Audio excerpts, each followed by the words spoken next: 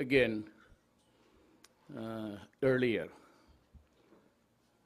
You know, some of my relatives, yung mga babae, the women, were asking me, even from the States, the residents of the United States, why did you have to include the relationship between Dilima and her driver? Now, the crux of the matter is, if I do not talk about that relationship with Dilima to her driver, then there is no topic to talk about. Because what is really very crucial there is the fact that because of that relationship with her driver, which I termed immoral because the driver has a family and a wife, that connection gave rise to the corruption of what was happening inside the National Penitentiary. Kaya nga nagkaroon ng special privileges. Are you not surprised that during her term and for a longer period, when she became the Secretary of Justice, there were special privileges granted to almost all inmates. There were guns there inside. There were parties being held almost every night. There was a combo, a musical group. Liquors and alcoholic drinks flowed freely, and women went inside and out the prison. Now, if I do not mention the connect between the senator, who was then a Secretary of Justice, and a driver, how would you now explain? How would now explain to the public that these things happened, the partying, drugs, and even cooking shabu went well, unbridled, unhampered, because of the driver himself? Would you think that a driver of a Department of Justice employee could have allowed these things by all and himself? These illegal things which you saw on TV almost every day for about a month? Do you think that without Dilima giving him the authority to allow the inmates to do that, all of this could have only happened if there was the go signal from the head of the department, which is the secretary. Barlaan, is there his name? Yeah, Barlaan. He was also one of the bagman. There's another fellow there. Undersecretary, all of these things happened under your nose, and shabu was floating inside, and it was being, and what was really painful, and that's the reason why we knew, and I know, because they were trafficking shabu from the inside. Were it not for that authority, the cell phones and everything else, the guns, could not have happened. Now, I am now warning everybody connected with the Bureau of Prisons in Muntinlupa. All the guards there and the supervisors. Because if you do not tell the truth before any committee of any governmental body, be it the Senate or the House of Representatives, be prepared to be charged. For what? That is serious negligence of duty. If not, I hope it is not that you were in conspiracy with the prisoners. You were there for almost all the time that these things happened. Do you mean to say that you did not report it to your superiors? Or you allowed these things to happen by yourself, only your authority and nobody else's? then be prepared to be investigated. Because I will charge you for negligence of duty or under the revised penal code for conspiring with these guys to precisely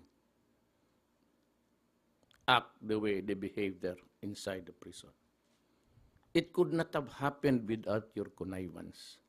It could only mean conspiracy. Now, if you are not ready to tell the truth, I said, be ready to be ousted. You are all invited in the meantime to go to Basilan and find your places there and in Hulo. You're going there. Kayong lahat, I will be assigning you there. In the meantime that we are now waiting for the House of Representatives, which is also conducting its own inquiry.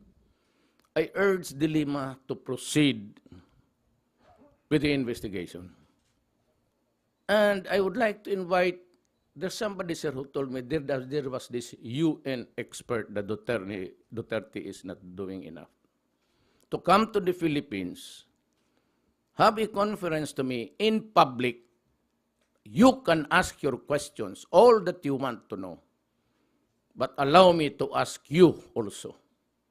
You seem to be characterized as a UN expert. Fine. I'm just a simple trial lawyer. So why don't you come here and let's talk about what you are talking about. Extrajudicial killing, I will do the explanation in public for international release if you want. For the things that really happened during the criminals and the police in operations, punitive operations, police action, I am willing to answer all of them. And I said, I assume full responsibility for what happened because I was the one who ordered it. Now, my instructions at the very first day of my term was that go out and hunt for these criminals. Arrest them if they surrender peacefully. But if they put up a violent stand, then you just have to kill him. Because I do not want people in government dying needlessly for doing his work. But you will then be leaving behind a family and children. Now remember today, we lost another policeman.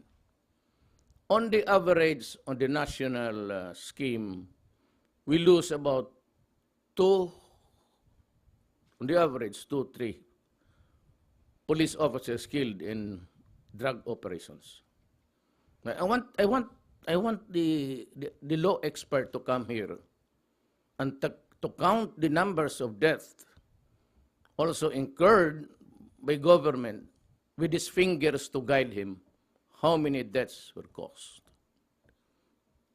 For the extrajudicial killing, they say, it's not the work of the police to be wrapping people with plastics and putting it in the bag. That is not the job of the police. I just told him that one bullet will do. Why do you have to wrap it? Waste your time. That is not. But we know at the start what we planted the intrigues there. I am just as, well, not really. I've learned a lot during my prosecution days. We planted evidence. We arrested persons, but we released them, but telling him that it was this person who squealed on him. And then we, when he goes out but killing, then we said that it was this fellow who really did it, who did you in.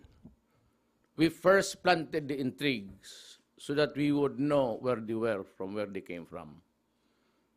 It was not until I was the favorite whipping boy of De Lima.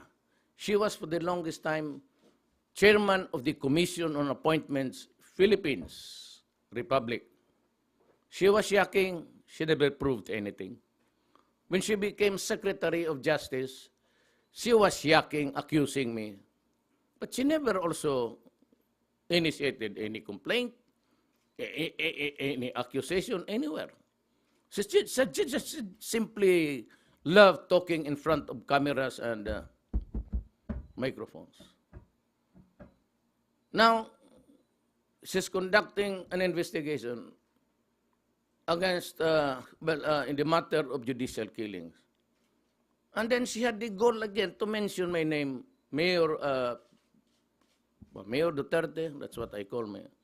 My appellation is really Mayor. That's my nickname, so you call me Mayor. Do not call me President. I'm not used to it. I've been Mayor for 23 years, just call me Mayor. I said, Mr. President Duterte, follow me as I start my probe. Good. Then we will have to include all. Your driver, all of the employees, Barlaan, and may I ask you, the name of the house in Pangasinan was named under the title was named in favor of under the sister of your driver. Where did she get the money? Tell me, where did your driver get the money to build such a good house? Can you show me their income? What's their business? And what is the wealth of your driver?